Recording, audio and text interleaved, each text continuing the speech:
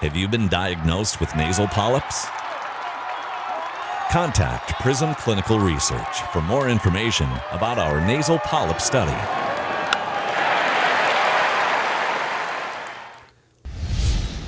Time now for our final pitch presented by Prism Research with Tim Laudner. I'm Anthony LaPanta. The Twins win in Milwaukee Thursday night 7-2.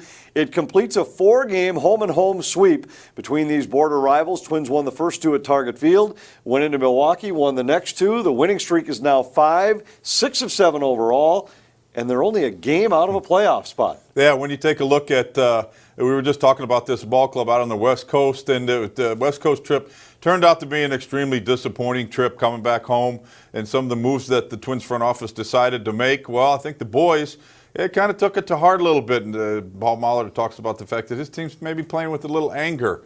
And if that's what it takes, then go ahead and play a little bit angry if that's what motivates you. But a really nice job against the Milwaukee Brewers in this 4-game series. The 7-2 win featured 3-hit games for both Byron Buxton and Joe Mauer. For Mauer, it snapped a 1-for-20 skid. For Buxton, it extended a red-hot streak, 16 games during which he's hitting .365. Jorge Polanco extended his hitting streak to 8 games. He's hitting .500 over that stretch. Dietrich Enns made his major league debut, didn't finish the third, but the Minnesota bullpen was outstanding, including Buxton picking up his first big league win. Tim mentioned they were struggling. They had lost 9 of 12. Now they've won 6 of 7. And Paul Molitor talked about a team that's suddenly generating momentum.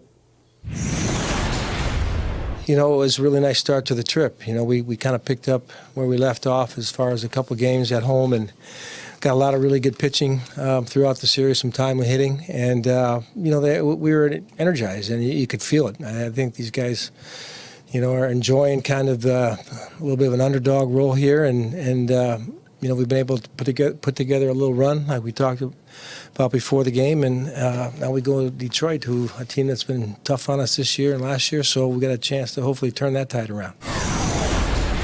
That series will start on Friday night. The Twins have their 3 big guns in the series, Gibson, Berríos, and Santana. It starts with Gibson on Friday.